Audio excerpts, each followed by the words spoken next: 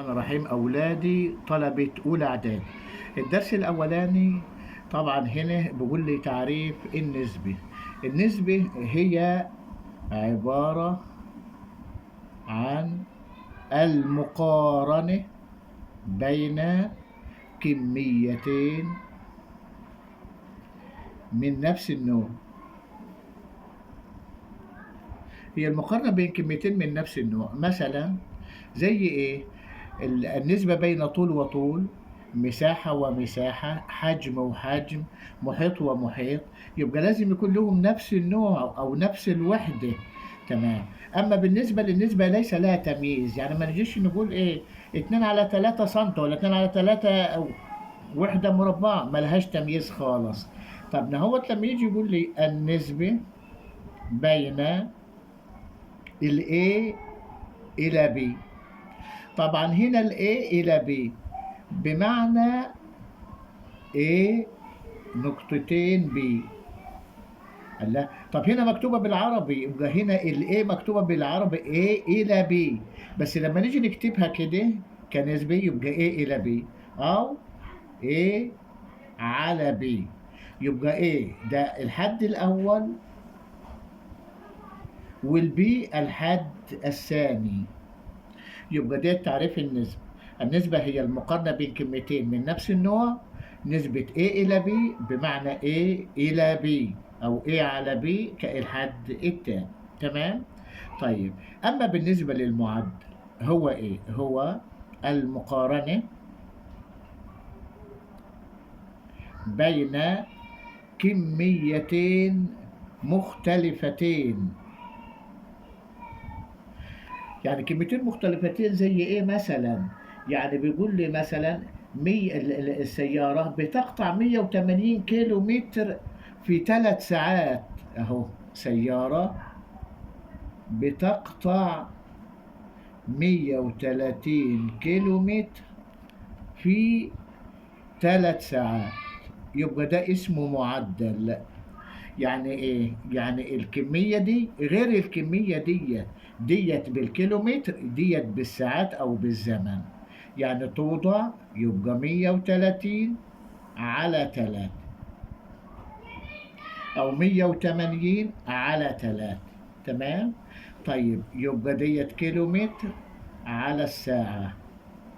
يبقى دي بالنسبة للمعدل اللي موجود عندي. طيب ايه هو التناسب؟ التناسب هو تساوي نسبتين أو أكثر. يعني على الأقل تساوي نسبتين أو تساوي معدلين. يبقى هنا بالنسبة للتناسب يتساوي نسبتين أو أكثر أو تساوي معدلين. بمعنى نهوت بيقول لي إيه؟ اكتب في أبسط صورة 30 إلى 20. طيب 30 إلى 20 أنا هنقسم الحد الأولاني اللي هي بتساوي 30 على 20. طيب أنا هنقسم على كام؟ على 10 فوق ونقسم على 10 تحت. يبقى الناتج بتاعنا يطلع 3 على كام؟ 3 على الاتنين. تمام. أما بالنسبة في معدل الوحدة.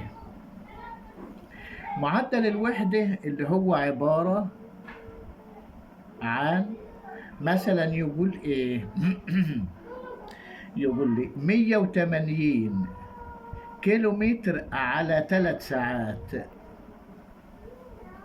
اوجد معدل الوحدة يساوي. طب انا هنقسم على 3 فوق و3 تحت، يبقى هنا على 3 وهنا على 3. ال 180 على 3 ال 18 على 3 يبقى فيها 6 ونحط الصفر. طيب 3 على 3 فيها الواحد، يبقى نهوت كيلومتر لكل ساعة. يبقى 60 على الواحد دي اسمه معدل وحدة. ما دام المقام واحد يبقى يسمى معدل الوحدة. يبقى نيجي كاتب نهوت معدل الوحدة. تمام. طيب عندنا هنا بيقول ايه؟ إذا كانت، أو ناخده مثال، إذا كانت النسبة 3/5 تكافئ النسبة x/15. أوجد x، أوجد قيمة x. طب ده إحنا بنعلم إن النسبة دي تساوي النسبة دي، يعني نقوله 3/5 هتساوي الx/15. طيب في طريقتين. الطريقة الأولى اللي هي طريقة ضرب الطرفين يساوي ضرب الوسطين اللي موجودين عندنا. يعني أنا لو قلت هنا الضرب التبادلي، يعني دي اسمه ضرب تبادلي، يعني 5 في إكس ب5 إكس بتساوي 3 نضربوها في 15. هنقسم على 5 في الطرفين، يبقى الإكس بتساوي 3 في 15 ب45/5، يبقى فيه 9. يبقى ديت قيمة الإكس بتساوي 9. في طريقة تانية، استخدام خط الأعداد المزدوج. استخدام خط الأعداد المزدوج زي إيه مثلا؟ بالشكل ده كده.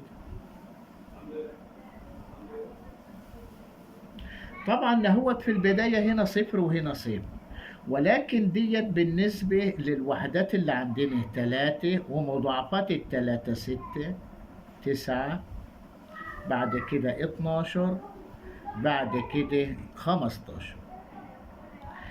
اللي بيقابل التلاتة طبعا نهوت كام؟ 5. بعد كده مضاعفات 5 10 15، بعد 15 20، بعد 20 25. احنا قلنا التلاتة تقابلها كام؟ 5. هنا اهو 3/5. طيب هنا تحت 15، ادي 15 اهي. طب فوقها كام؟ فوقها 9. يبقى على طول ان الاكس ب9. يبقى ديت اسمه ايه؟ خط الاعداد المزدوج للقيم الاولانيه اللي هي في البسط على القيم اللي تحت في المقام. تمام. طيب لما نيجي نشوفوا بعض الكميات اللي هي المتناسبة أو حل التناسب اللي عندنا، دوت بيقول لي حل كل من التناسبات الآتية. طبعا هو اللي جاي له قال لي ديت كميات متناسبة. يعني إيه؟ يعني 6/9 بتساوي 10/إكس. تمام. طيب احنا عايزين قيمة الإكس. قيمة الإكس يبقى نشتغل على الضرب التبادلي. يعني إيه؟ يعني حاصل ضرب الطرفين يساوي حاصل ضرب الوسطين. يبقى هنا 6x بتساوي 9/10 ب90. نقسم على 6 في الطرفين، يبقى الإكس بتساوي 90/6. يبقى الناتج يا ولادي بتساوي كام؟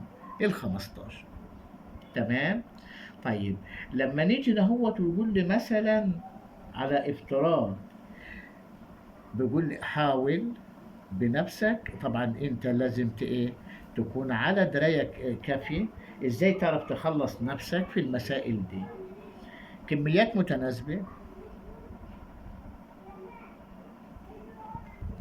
8 والاكس وال48 وال30. هنا بيقول لي اوجد اكس. شكرا، ونشوفك الحصه الجايه بمشيئه الله.